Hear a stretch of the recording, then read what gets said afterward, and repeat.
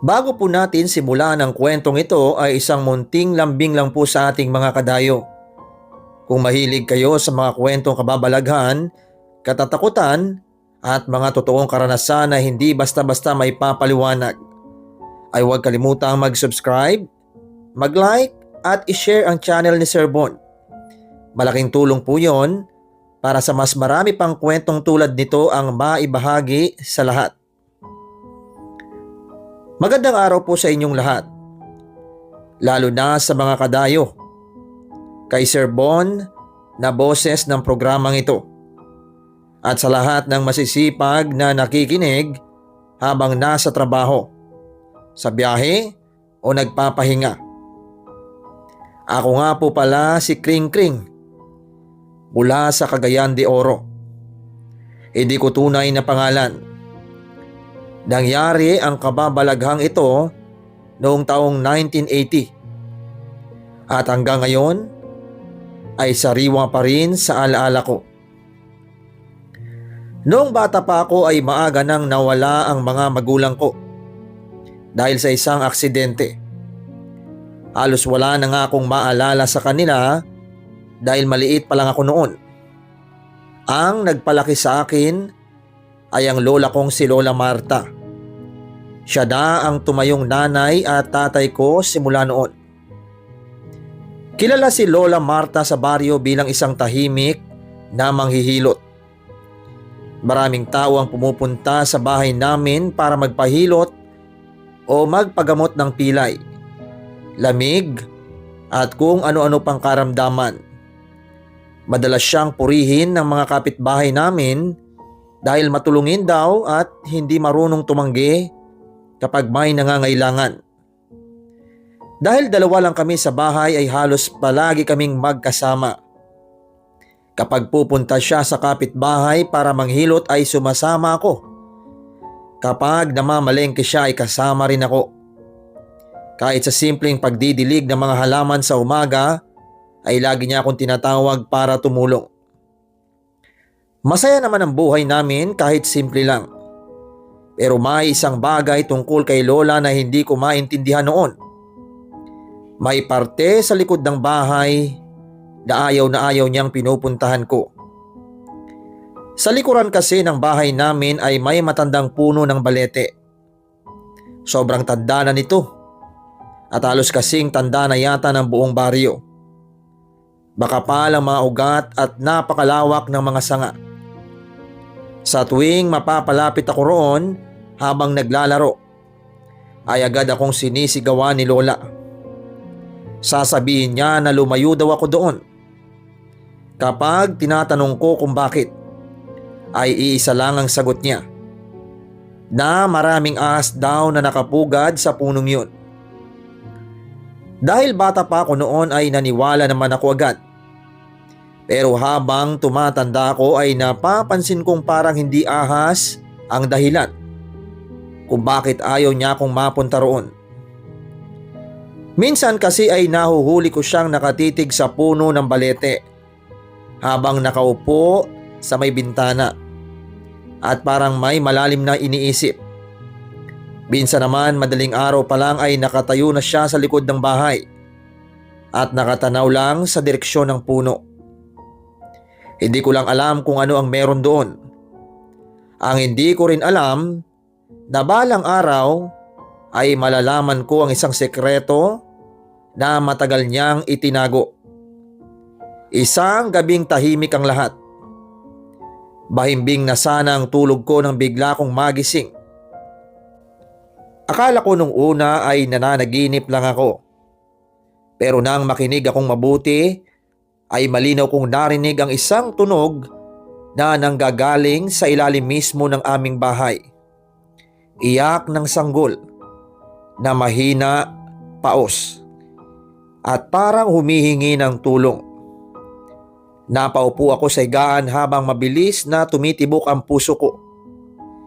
Dahil sa buong baryo namin ay wala namang sanggol na nakatira malapit sa bahay namin.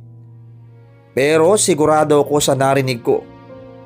At yon ang gabi na nagsimula ang lahat ng kababalaghan sa buhay ko. Hindi na ako nakatulog pagkatapos kong marinig ang iyak ng sanggol noong gabing yun. Nakaupo lang ako sa higaan habang nakikinig sa paligid. Ilang beses ko pang narinig ang mahihinang hikbi na parang nanggagaling sa ilalim ng bahay namin. Minsan naman ay parang nasa likod bahay lang yon. Hindi ko alam kung gaano katagal akong gising noon. Hanggang sa biglang bumukas ang pinto ng kwarto ko. Napahawak ako sa dibdib ko sa sobrang gulat. Si Lola Marta pala. Pero may kakaiba sa itsura niya. Namumutla siya. Pawis na pawis kahit malamig naman ang gabi. At parang may malaking problema siyang iniisip. Hindi siya nagsalita agad at nakatingin lang siya sa akin. Pagkatapos ay tinanong niya ako kung may narinig daw ba ako. Hindi ako nagsinungaling at tumango agad ako. Napansin kong lalo siyang namutla na parang may bagay siyang kinatatakutan na matagal nang hinihintay bumalik. Tahimik lang siya ng ilang segundo bago nagsalita. Sinabi niyang kung makarinig man daw ulit ako ng kahit anong tunog sa gabi ay wag na wag akong lalabas ng bahay. Wala siyang ibang paliwanag. Pagkasabi niya noon ay bumalik na siya sa kanyang silid. Pero lalo lang akong nagtaka. Kinabukasan ay parang walang nangyari. Nagluto siya ng almusal at naglinis ng bahay at tumanggap ng mga nagpapahilot. Gumiti pa nga siya sa ilang kapitbahay. Pero kilalang kilala ko ang lola ko. Alam kong may mali. Madalas ko siyang mahuling nakatulala. Minsan nakatingin siya sa bintana. Minsan naman diretso ang tingin niya sa likod ng bahay na parang may hinihintay siyang makita. Makalipas ang ilang araw ay may napansin akong kakaiba habang nagwawalis ako sa ilalim ng bahay. May maliliit na bakas ng paa sa lupa. Noong una akala ko pusa lang. Pero nang yumuko ako para tignan ng mabuti ay parang paa talaga ng sanggol ang hugis. Baliit, bilog ang mga daliri at sunod-sunod ang mga bakas. Parang may batang naglakad doon kagabi. Kinabahan ako pero sinundan ko pa rin. Mula sa ilalim ng bahay ay diretso ang mga bakas papunta sa likod. Papunta sa matandang puno ng balete. Habang papalapit ako roon, pakiramdam ko ay lalong lumalamig ang hangin. Tumahimik ang paligid. Walang ibon at walang kuliglig. Na parang walang buhay sa bahaging yon ng bakuran. Nang ilang hakbang na lang ako mula sa puno ay bigla kong nakarinig ng sigaw. Balakas, galit at puno ng takot. Napalingon ako agad. Nakita ko si Lola Marta na mabilis na naglalakad papunta sa akin. Noon ko lang nakita ang ganong ekspresyon sa mukha niya. Hindi yun simpleng galit. Parang sindak. Parang may bagay siyang ayaw na ayaw kong makita. At doon ko unang naramdaman na may malaking lihim na nakabaon sa ilalim ng matandang puno ng balete sa likod ng aming bahay. Pagkatapos ng nangyari sa likod ng bahay ay mas lalo akong naging mausisa. Pero simula noon ay halos hindi na ako pinapalabas ni Lola Marta kapag gabi.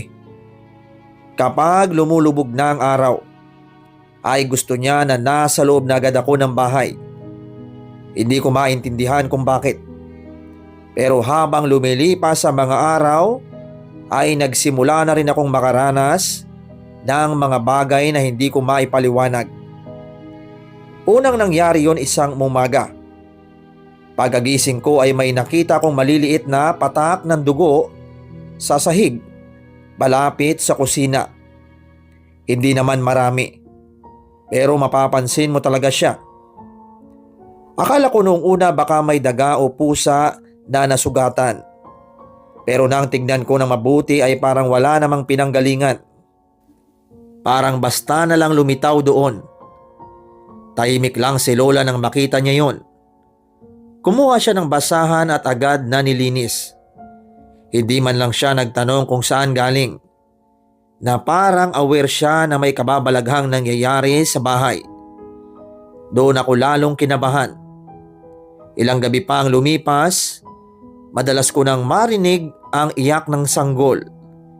Minsan isa lang, minsan parang 2 o 3. At may mga pagkakataon pang parang nasa mismong ilalim ng higaan ko ang tunog. Halos hindi na ako makatulog ng maayos. Pero ang mas nakakatakot ay nagsimula na ring magbago si Lola Marta.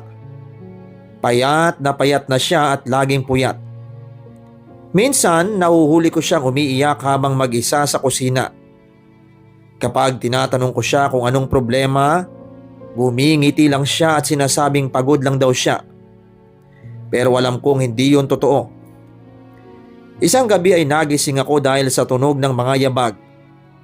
Akala ko si Lola lang na pupunta sa banyo. Pero napansin kong hindi normal ang tunog. Parang may maliliit na paa na tumatakbo sa ilalim ng bahay. Hindi isa, hindi 2, parang marami. Dahan-dahan akong bumangon at sumilip sa bintana, Sir Bon. Madilim ang paligid, pero may nakita akong gumagalaw sa bakuran. Maliit na anino, parang bata. Mabilis itong dumaan sa harap ng bahay. Napakurap ako sa gulat. Pero nang tignan ko ulit ay wala na. Kinabukasan, may panibago na naman akong nakita. May lumang laruan ng sanggol sa sala. Isang maliit na kalansing. At sigurado kong wala yun doon noong nakaraang araw. Hindi rin naman kami bumibili ng mga laruan. Dahil 2 lang kami sa bahay. Nang tanungin ko si Lola tungkol doon, ay bigla siyang natigilan. Tinitigan niya ang laruan ng matagal. At sa unang pagkakataon, ay nakita ko ang takot sa mga mata niya. Hindi simpleng takot, kundi takot ng isang taong may gustong itago. Nang gabing yon ay mas lumakas ang iyak ng mga sanggol. At kasabay noon ay may narinig akong mga mahihinang bulong mula sa sala. Paulit-ulit. Parang maraming batang sabay-sabay na nagsasalita. At iisa lang ang salitang paulit-ulit kong narinig. Nanay. At doon ko unang naisip na baka hindi simpleng multo ang nasa bahay namin. Kasi parang may hinahanap sila. At pakiramdam ko ay si Lola Marta ang dahilan kung bakit sila naroon. Hindi na talaga ako mapakali pagkatapos kong marinig ang mga bulong na yon, Sir Bon. Simula noon ay halos gabi-gabi na akong nagigising. Minsan dahil sa iyak ng sanggol at minsan naman dahil sa mga yabag na parang may mga batang nagtatakbuhan sa ilalim ng bahay. Pero ang pinaka nakakatakot ay nangyari isang madaling araw. Nagising ako dahil sa malakas na kalabog mula sa sala. Akala ko may magnanakaw. Mabilis akong bumangon at sumilip sa pinto ng kwarto ko.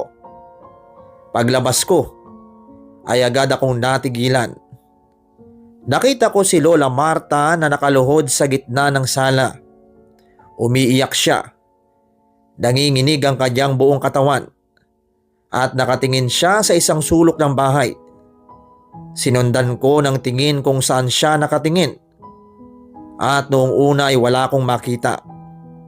Pero maya-maya ay parang may isang maliit na aninong dahan-dahang lumitaw sa madilim na bahagi ng sala. Parang batang nakatayo. Hindi ko makita ng maayos ang muka. Pero sigurado kong hindi yun normal.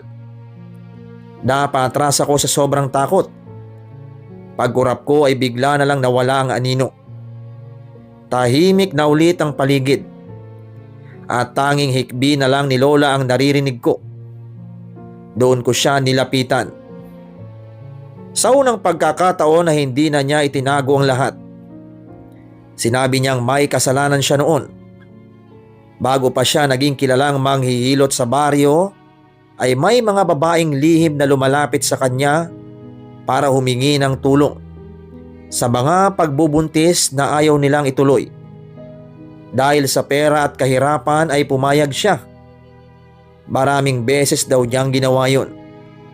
At ang pinakamasakit, ang mga labi ng mga sanggol na yon ay inilibing niya sa ilalim ng matandang puno ng balete sa likod ng bahay.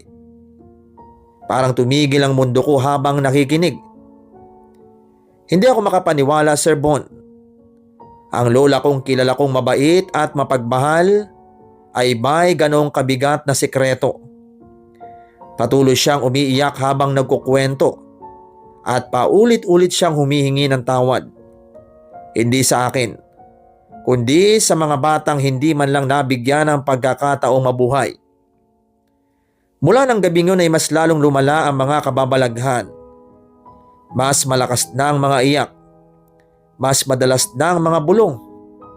At minsan, kahit tanghaling tapat ay may nararamdaman akong malamig na hangin sa loob ng bahay.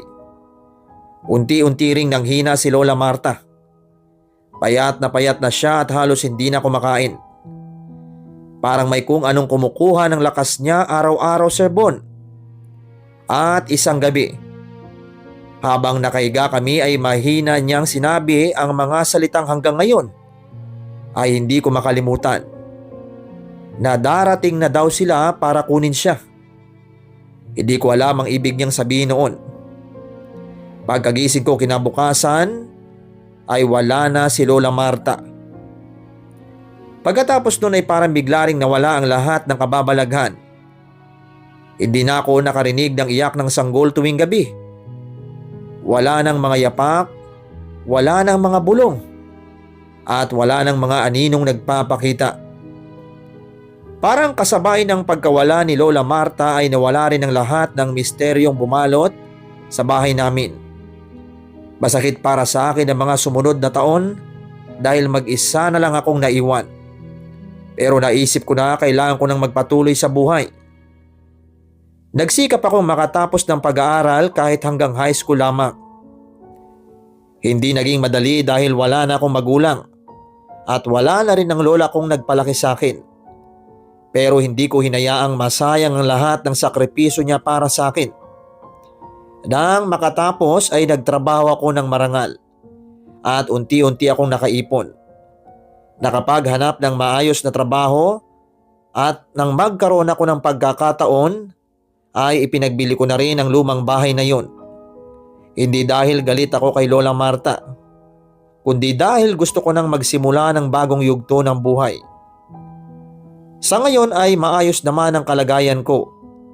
May sarili na akong pamilya at tahimik na kaming namumuhay, Sir Bon. Pero sa tuwing naaalala ko ang bahay na yon ay hindi ko pa rin maiwasang kilabutan. Maraming salamat po, Sir Bon, sa pagbibigay ng pagkakataong maibahagi ko ang aking kwento. Maraming salamat din po sa mga kadayo na naglaan ng oras para makinig hanggang dulo. Kring-kring kung minsan kahit gaano katagal nating itago ang isang pagkakamali, darating pa rin ang araw na haharapin natin ang bunga nito. Kaya habang may pagkakataon, piliin natin gumawa ng mabuti, maging tapat at ituwid ang mga pagkakamali bago pa mahuli ang lahat. Maraming salamat sa pagbabahagi mo ng iyong kwento. At hanggang sa susunod na kwentuhan, mga kadayo.